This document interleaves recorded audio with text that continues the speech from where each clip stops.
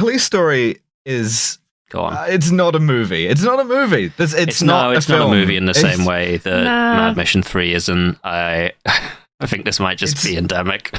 It's quite difficult for us to do a movie podcast about a movie that is nominally an hour and a half long, and in practice... Really? God, it felt longer than that. 10 minutes long.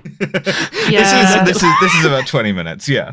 This is something that I said to Alice before you arrived, Dev, which is that it's rare that you can identify that a film is 10 minutes too long and also identify exactly which 10 minutes they are and they all occur in sequence.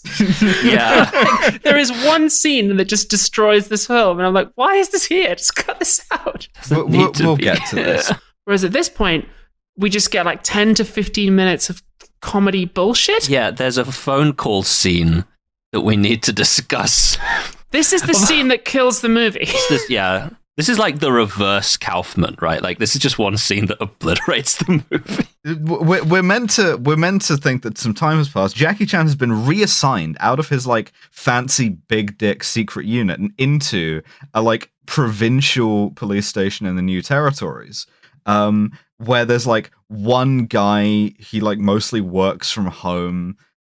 He's like making noodles. He has to answer the phones, and so he does a Buster Keaton bit, right? Where like one phone goes off and he's answering it and it's like a corded phone, and then another phone goes off and he like answers that. He drags himself over to the other side of the room and he gets tangled up in the cords, and then a third phone goes off. Except like what the callers are calling about, like the subject of these physical comedy, one of them is quite normal. It's like, I've lost my cow. Yeah, my cow's gone missing. Do you have a photo One of them is it? my cow's gone missing. One of them is his girlfriend inviting him over for like dinner, and then the other two are genuinely quite harrowing events that you would call the other two are regarding. Like Law and Order Special Victims Unit shit, where like a woman calls to report being raped, a woman calls to report being beaten up by her husband, and this is intermixed with the cow joke and the girlfriend joke. Like, could they just not find two funnier crimes? Like, why would this be the subject of your fucking comedy scene? Also, when the lady says, "Oh, I've been raped," he says, "When?" She said, "A year ago." First question out of his mouth is, "Why did you wait to report it until now?"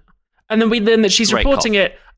She's actually reporting it so that she can get an abortion. And it's like, okay, women.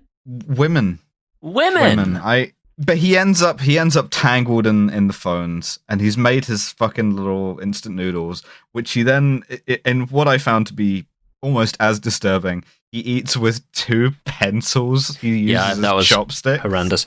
And he fucking swallows one of the erasers off of one of those pencils. It's the worst thing I can fucking imagine. Yeah. Really and anyway, then the movie remembers that it's a movie. He keeps doing like, the movie. Fuck, the story.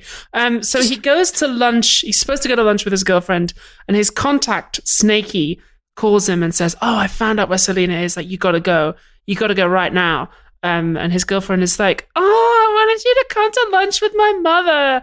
And my notes say, "Girls are silly bitches, and we will wreck your car."